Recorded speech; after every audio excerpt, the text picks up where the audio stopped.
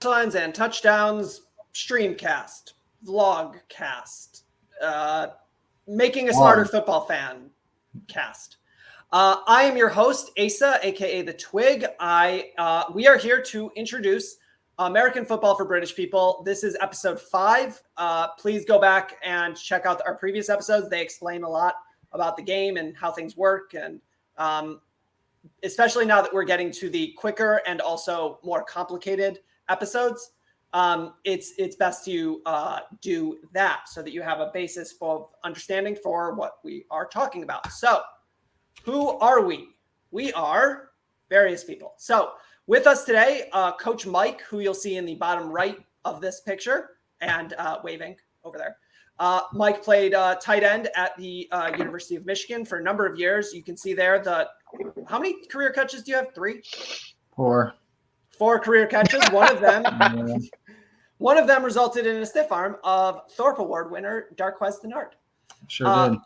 We are also here with another person who was on the field for football games at the University of Michigan, noted cheerleader and co-host Napoleon Gregg, aka the Stump. You can see him there in the upper left. He is the base of a pyramid. I don't know what that's called. Oh, yeah. I was just like, what are you talking about? We need to get one of those. We need to get a cheerleading episode for football players to understand what's going on. That can be a side spin-off here. Cheerleading for football players. Yeah. And just like various football players being like, what do you guys do? It's like, I don't know. People.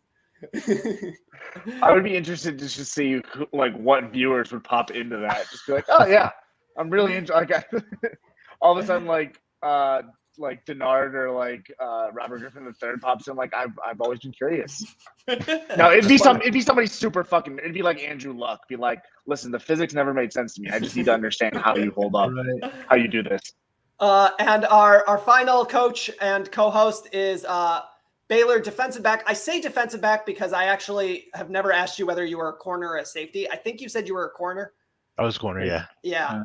And in these new and trying times, corners have significantly different responsibilities and looks than safeties because, as previously mentioned, safeties are now fast linebackers, as evidenced by if anybody watching this watched the Michigan State spring game for any amount of time, they have a safety who is now playing linebacker depending on the moment, which goes back to my point that a 4-2-5 is just a 4-3 with a faster guy at the wheel linebacker. That's not for now. Let's move on. Okay. So today we are talking about we're talking about the option, but this is a reminder, gap basics. The way that offenses work, A, B, C, or D, the way that defenses work, stop them from running in the spaces that are open. Is that a fair and pithy breakdown? Sure. Yep. You can move gaps or you can move people. Regardless, that's the idea. Also, as a reminder, this is what a zone blocking looks like, and that's very important for the first thing that we're going to talk about because a lot of what we are talking about today is zone based because we are talking about the option play. So I actually put this in the wrong order because I'm super good at my job in setting these things up. So this is going to be our first slide and the first basics because this is the basics of the option. So Mike, take it away. What are we looking at? Just real quick. So we have on this podcast, we have Michigan, Michigan State, and Baylor representatives. And for the speed option, you chose the Michigan State option instead of the Michigan or the Baylor one. Just so we're all on the same page here. And I want to be very clear here that not only did I do that, this is with Rocky Lombardi, which means that we are not using the fastest option. and also pointing out that yes, that is true. And the first is a misnomer. What's that? Speed option is a misnomer here. Yeah, the slow option. And it's awesome that you also, the best clip you could find was a 7-yard gain on 2nd and 8. So he didn't even pick up a first down on this. So okay, but in his defense, that's better than running it on 3rd and 8 and only getting 7 yards. So also, I mean that's a successful play. What is it? You got to get 50% on first down, 70% on second down, 100% on third down. If you did that, No? it's like you're betting 1,000. Yeah. So essentially, a speed option. You pick a player on the play side of where both the quarterback and the tailback are going to the same direction here. You pick, typically it's the end man on the line of scrimmage, and you say, hey, we're going to put this guy in a tough decision. Either he's going to tackle the quarterback and he's going to option or pitch the ball back to the tailback, or that end man on the line of scrimmage, that edge, end there, he's going to take the tailback and you're going to force the quarterback to run. So you can see and then I guess we can, you can see the rest of the schematic of how the rest of the team blocks and based upon this given front. You can kind of read that as we go along. Stock blocking, it doesn't have as creepy of a term as the phrase may suggest. You kind of just get out there, and it's not like it's a lot of the wide receivers that go out there. You're not trying to like necessarily push people like the defensive backs like way out of the way. You're kind of just trying to like make sure that they don't go and make the play. So you kind of like playing patty cake with the defensive backs, and so long as like they don't manhandle you and go make a play, like you did your job. Hey, Mike, how do you feel about wide receivers blocking? I mean, sometimes they play patty cake. I don't know, especially if the ball's going the other way. Like they just stand there. That's okay. Can we get the clip? Actually, can we just make like a mashup of clips of all the times that quarterbacks had to go out wide on Wildcats and just have Mike comment on what they all do? I just want the one for Jay Cutler where he literally doesn't move. Yeah, like what the hell are you doing? They're a little bit better than that, right? But essentially, you're putting a lot of pressure on this end to make a decision, and you can see in this GIF, if it continues to run, that edge, defender there ends up taking the tailback away. So that's why the quarterback keeps it and cuts up field. So kind of same kind of zone blocking scheme that we've talked about before. Right. So number 21 in this description is the edge or the end.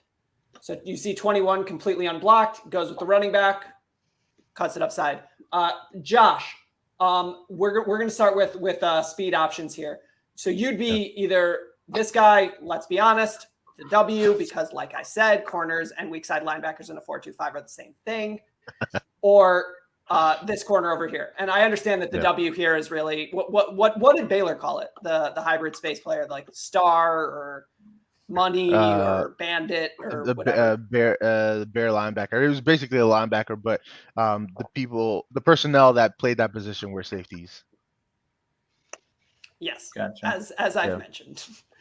So on these types of options, which in the Big 12 you probably saw significantly more than you did than we did up in the Big 10.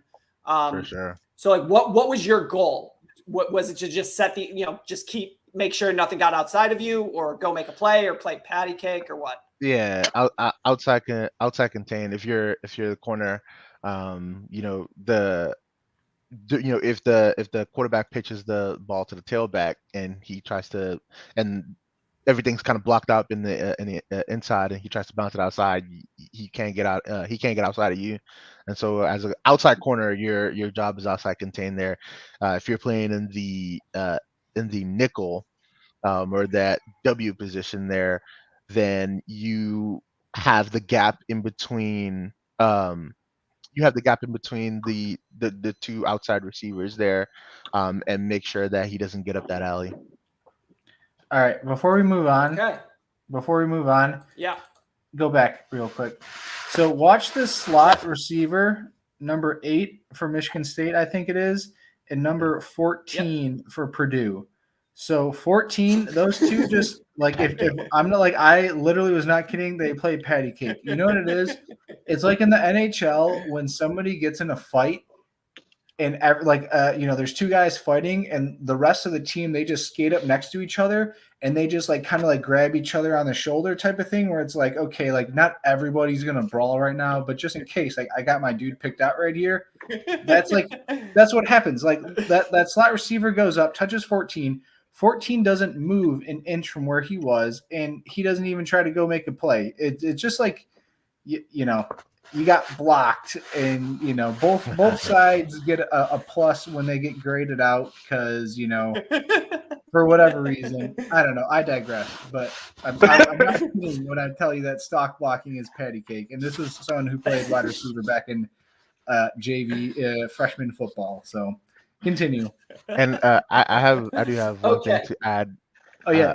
We need to allow a defense of go ahead. Yeah, I wanted to add something defensively. So usually that end that the offense is trying to attack, defensively he has an assignment. So he's told, based on the formation, whether he's going to take the quarterback or the pitch man.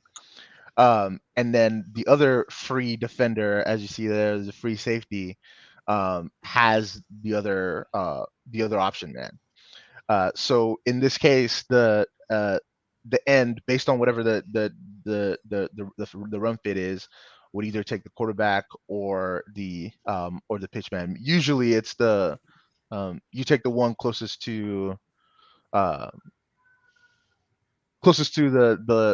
middle of the play. You know what I mean? Like so the end will usually take the quarterback instead of the pitch man, and then allow the other free defender to go to the pitch man. In any defensive set, even if it's like zone or anything, everyone has like their run fits and like their run assignments, and so like the option usually has the end players usually have like their assignments on option plays.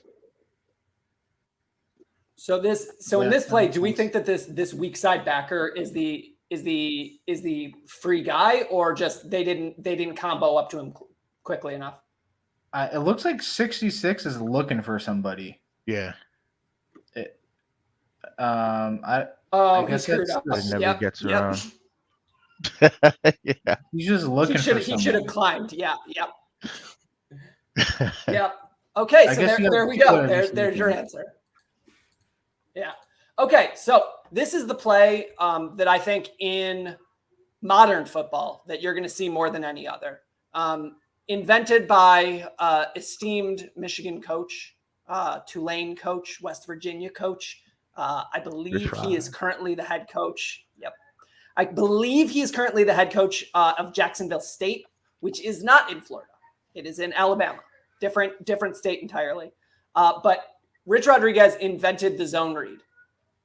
That's what this is. You will see it over and over again if you watch college football. Even in pro football, you'll see it nowadays because of Josh's former teammate, who was the first one to run it with any sort of regularity. And now he's on Fox Sports talking shit about Kirk Cousins, mostly, as far as I can tell. Hey, to be fair, Kirk Cousins deserves it. It's not Kirk Cousins' fault that they drafted them in the same draft. Kind of is. Kind of is, yeah. Okay, so here is obviously we watched a lot of the difference between what we just saw and what this play diagram is obviously the direction of the running back and the quarterback. So, Mike, what's technically the front side of this play?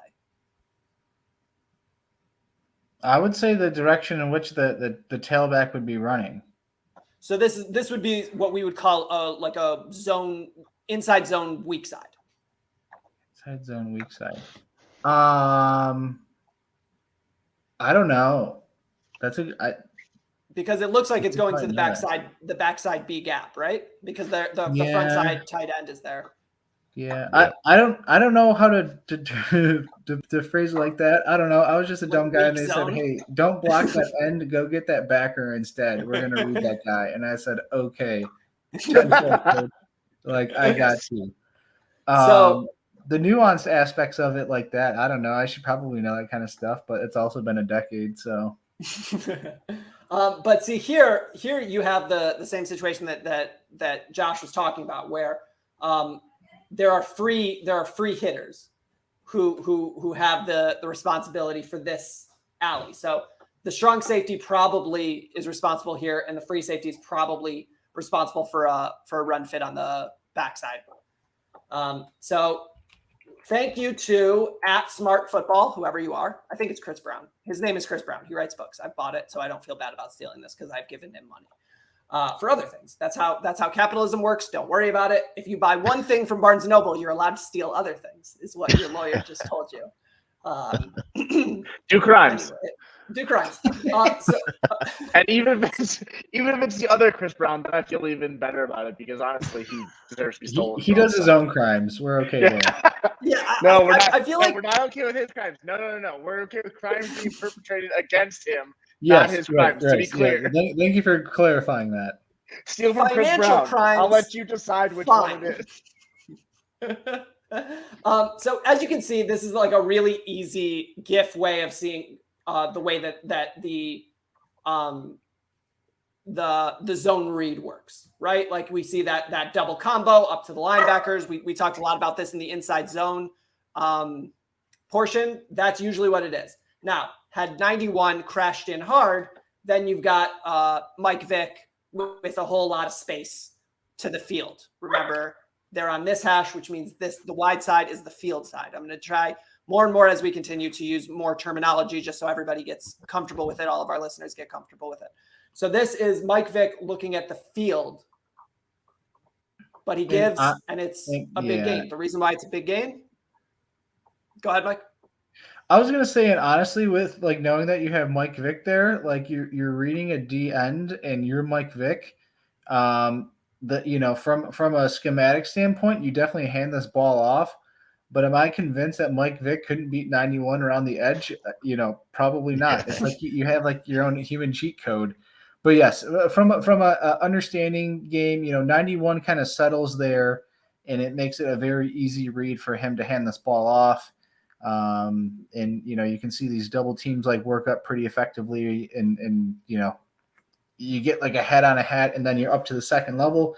And realistically, that's like the best that you can expect from any run play is like to get to break out through the where all the defensive linemen are blocked, your linebackers are blocked.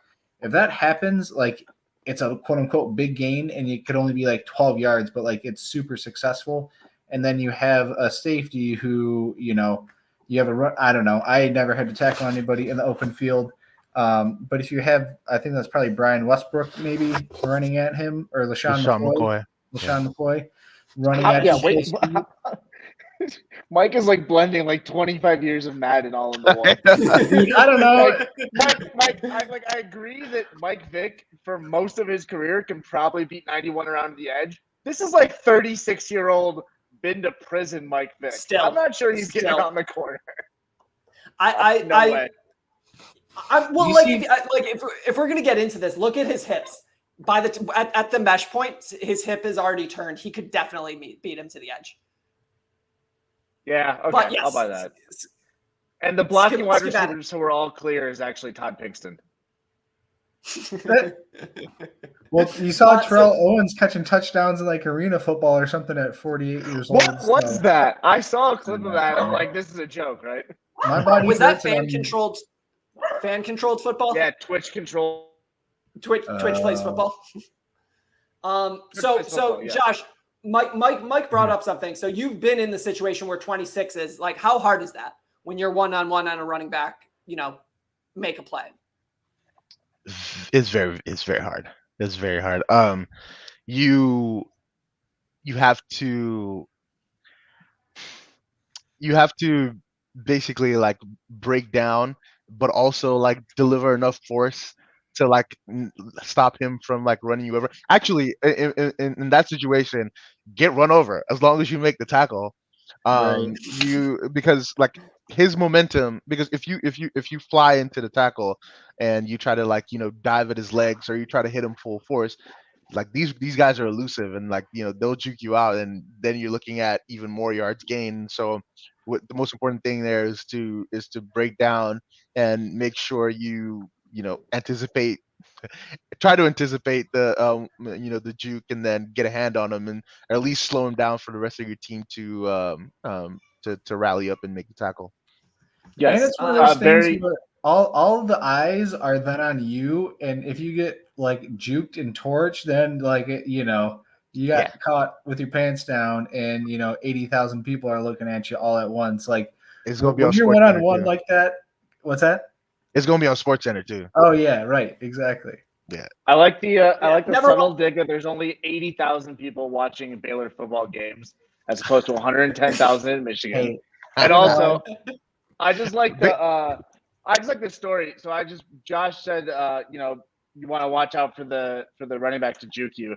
I just like the story of Shady McCoy when he was at Pitt, apparently, and it was Pitt's like cornerback or safety that didn't end up playing in the league. But he said that anytime Shady juked you in practice, he would yell out his own name. So he'd be like, You'd yell out sidestepping McCoy. guys and being he'd be like, Shady, McCoy, McCoy, McCoy. That's hilarious.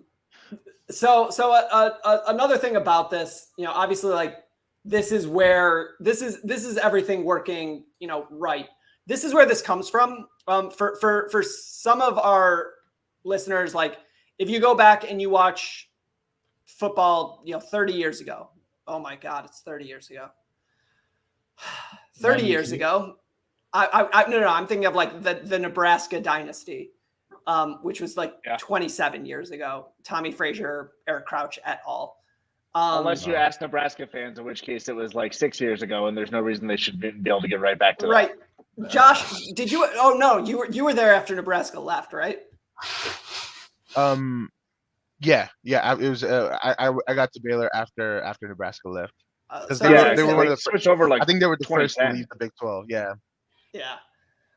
Yeah. Nebraska, longtime Big Ten power. Basically, in fairness, like better than Rutgers, better than Maryland. Dude, low bar. Very low. Scott Frost the bar is is the taking that floor. as a personal challenge. Fair. And Nebraska ball, not very good. Whereas Maryland basketball, pretty good. And Rutgers was good this year at basketball. So Baylor, also good at basketball, unless they have to play a blue blood. Then not so much. But this is not a basketball podcast. What are you talking about? Baylor is a blue blood. Sir. Oh. Sir. What? Oh, did I what? I'm sorry, did I ruffle some feathers? Sir. Did I ruffle some feathers? Okay. All right. We're going to have a discussion on what college sports history is and why it doesn't start when Adidas money cart starts rolling in. That's just that we're going to have that discussion soon. It actually benefits Michigan as well because, if we can just wipe off the whole Adidas era, that's probably for the best. Yeah. Although I will say that like the Adidas era Baylor was actually great because they were trying to make Baylor into the Adidas Oregon, which means that Baylor had awesome jerseys for a really long time. Now they're sort of boring because Dave Aranda is more interested in winning than being like cool. How dare he? I mean, I'm just saying, like I'm a Michigan State fan, and all I wanted was for Nike to make Michigan State the Oregon of the Midwest. Like I wanted like weird neon, which I got. I want like black jerseys. Yeah. I want like once a year I want to wear neon pink. Like let's do it. Go nuts. I was a fan of the little bit of gold that Michigan State added to their jerseys one year. I don't remember when, but those were nice. I like those. The year the Mike, kicker died. Do you remember that game? I don't like that game as much. Do you have any thoughts on the gold jerseys? Did you ever play against them in perhaps the most All right, so talk to me about the veer. So anyways, this is the triple option veer. This is an I formation. Remember, we talked about that.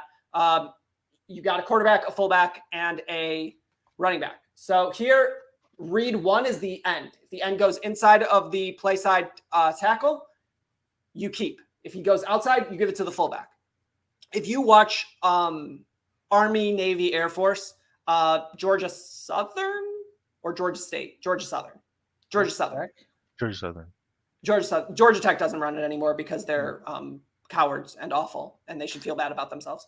There are very few things I care. Yeah, no. There are very few things I care about as much as Georgia Tech running the triple, and I hate that they're just now in like a boring ACC team as opposed to like an exciting good one. Exciting, anyways. yeah. You could just said ACC team, and that pretty much covers most of it. Non-Clemson edition. I don't know. Miami is fun sometimes. Yeah, but not for like the reasons of their play. They're fun not because schematic they're like, reasons. yeah, they're fun because either they just give the ball to their quarterback and say good luck, or because they're like it just isn't even a thing anymore because rappers keep buying everybody boats, which is now legal. Shout out Mr. Shapiro. Nevin Shapiro.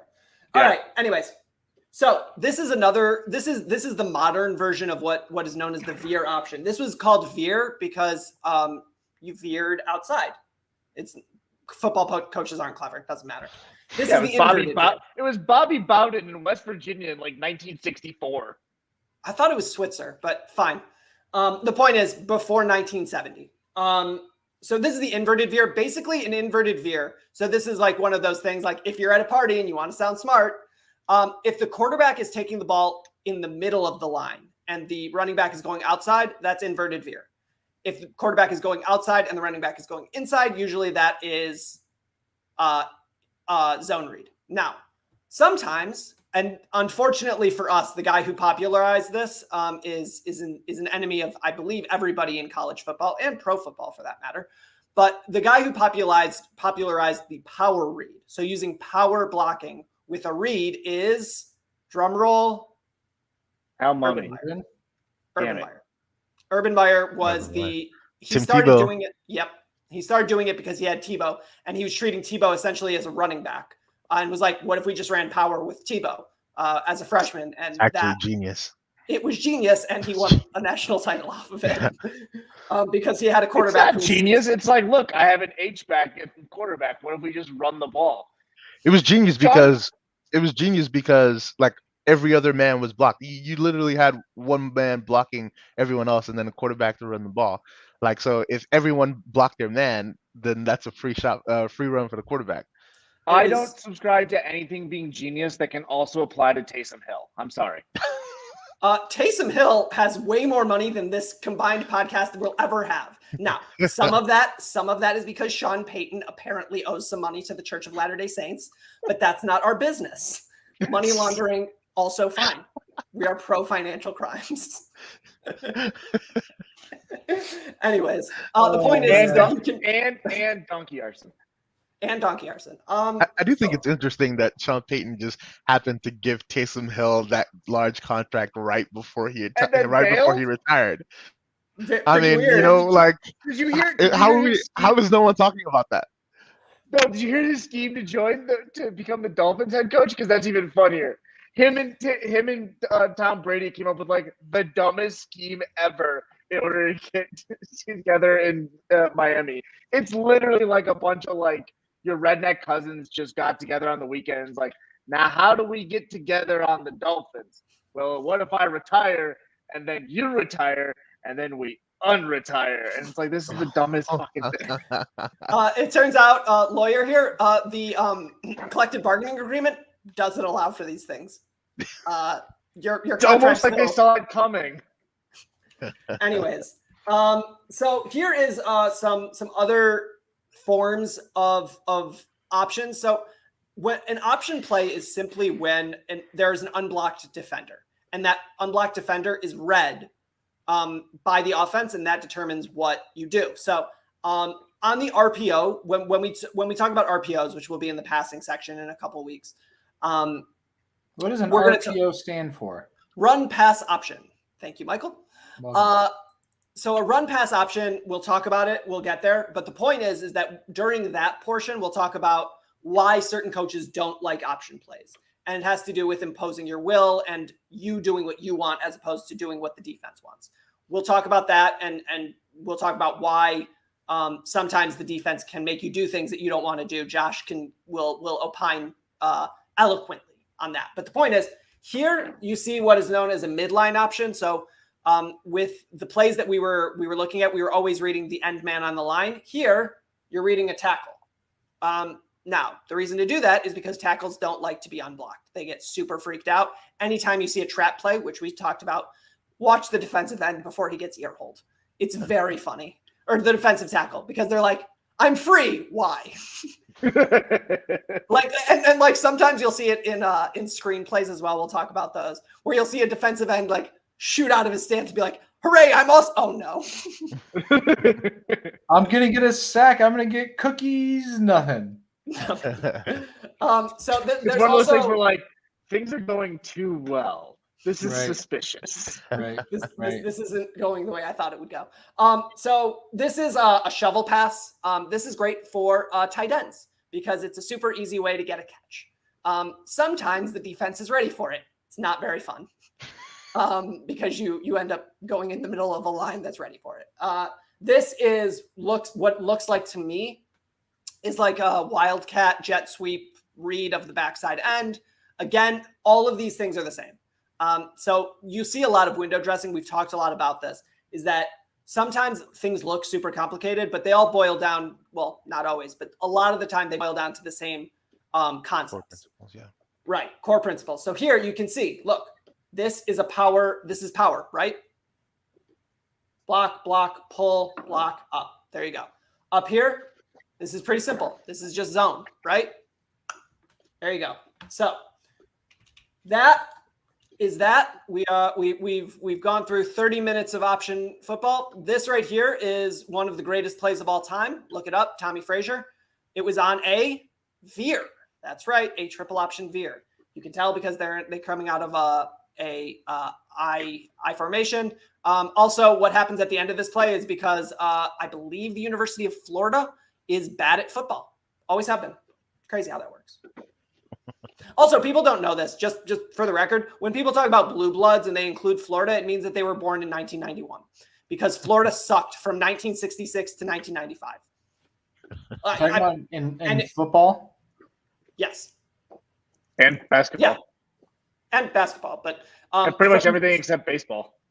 Yeah, Florida was bad at sports for a long time. So if you have a friend who says like, "Oh yeah, Florida, they're a blue blood," they're not. They're not. They, for most of their existence, were the third best football team in their state. What is the cutoff for blue bloods? Is there a statute of limitations? Like, how long can you claim blue bloods? Traditionally, yeah. How long traditionally, can you claim the answer that is, yeah. It's were you good when this sports writer was a kid? If so, blue blood.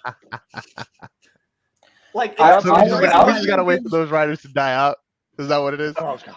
Yeah, Florida I was being gonna give crap from Asa 66. a really long leash there to see how far back he would permit, Michigan football history to count. Because the typical thing is like, oh, like you've won like half of a national championship since World War II. That's a fact. No, it's since Truman was elected. Truman? Since Truman was elected. Yeah, 48 they won a title. Okay. Undisputed. So, I was wondering how far back we were going to push this. Like, how good have you been for the past 50 years type of thing? Yeah. 2 points here. So Florida sucking from 66 to 95 is a pretty good example of Florida actually running a good program, because if you couldn't turn the Gatorade money into a good football program, there's a lot of things wrong with you. And then to answer Mike's point about when the cutoff should be, it's if you played a black guy and you got protest against you, you've gone too far. It's like once we got to integration, that's when we can, and not just like the first guy. It's like you have to have gotten to get integration and been like, because like Michigan State was really good in the 50s because they were like, hold on, you guys don't want these guys from Texas? We'll take them. That's actually true. You have to get into like the late 50s and everybody's like, okay, listen, like, fine, they can play football. It's like, yeah. It's actually the year is 1970 because that was the year that USC came to Bama and humiliated Bama because Bama didn't have anybody but white people, and USC was integrated. And Billy Cunningham. Yeah, and our good friend Bear Bryant got smoked, and there's a conspiracy theory that he scheduled that game on purpose to prove a point to the Alabama Senate or the Alabama Congress, because he was like, you don't want to integrate? Cool. We are going to get humiliated when we play teams outside of the SEC. Is that what you want? And it turns out Alabama is willing to be racist right up until the point where they start losing football games. Can we find something else to happen that Alabama starts losing more football games again? Like, can we all get I don't know. Do you want to resegregate? Because I'm not okay with that, Mike. What? I'm not okay with resegregation. Like that's No. the line. I mean, find a different way to everyone conspire against Alabama. Yeah, no. It's arbitrage. It's just we just need to figure out what Alabama is not willing to do, and then make sure that all of the best football players do that thing. No, I see, don't know. you guys are Socialized thinking of this the wrong way. The weapon is already there. Tommy Tuberville is in the Senate. There is a way for that to backfire, and we just have to think really hard together, and we can figure it out.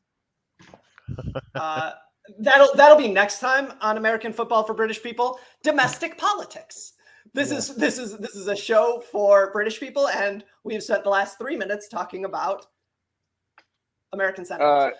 I mean, that's so. Yeah, wait, no. Just so you guys all know, for any of the British people that are watching this, there is an American senator right now who lost a football game to both Vanderbilt and Connecticut within a 24-month period. That would be like if you lost to, I don't know, Middlesbrough and Watford. I smell where this is going. No, I have nothing bad to say about Chelsea, who recently lost 4-1 to Burnley or Brentford. Oh, I thought this was at United. Oh no, I was going after United, but I forgot that Josh likes Chelsea, and he's not, and he needs to be doing a better job of defending our boy Christian, who couldn't even get off the freaking bench against Crystal Palace. Don't want to talk about it. Anyways, once again, please like, subscribe, share, hit the like and follow button. I don't actually know how YouTube works, but subscribe.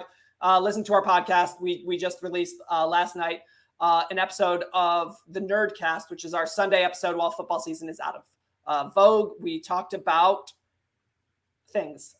It's hard to explain out of context. The middle third of the second book of Harry Potter. Great there content. You go. It's great content. We will be back on the podcast on Wednesday with good friend Justin Thind, as well as King Chief of Michigan State Twitter, Odell Bredham Jr., to talk about the spring game and spring football in general. We have some great content coming up. Vince from the Scuffed Pod will be with us to preview the NFL draft. We are going to bring in our British friend, Dan Christian, to talk about the NFL draft and all sorts of fun things. We will check in on the USFL just about as often as Shea Patterson falls over, fumbles, poops on himself, and gives up a pick six. Which is a thing. Once a week. That was pretty regularly then. Like, yeah, basically every week. It's a recurring thing. It was a fumble, not a pick six. Sorry, Paxton Lynch threw a pick six. That might be true. I'm not sure. Yeah. Anyways, that's like the worst quarterback rotation of all time. Yeah. Denver Broncos, good at identifying quarterback talent. So you can hit all of our socials below, follow, subscribe, all that other fun stuff. We will be back in 2 weeks to talk about passing games, and that'll be fun. That gets us into May, I believe. That's May 1st, and we will be off for Mother's Day because some of us have people who we need to honor on the day of mothers. We have mothers. Yeah, we all have mothers. He's talking about his wife. Yeah, I'm mostly also shouting out my wife here. How are you going to do Kendall Hinton like that? And on that note, ladies and gentlemen, thanks so much. And obviously we couldn't and wouldn't do this without you. So thanks so much. And we'll see you next time.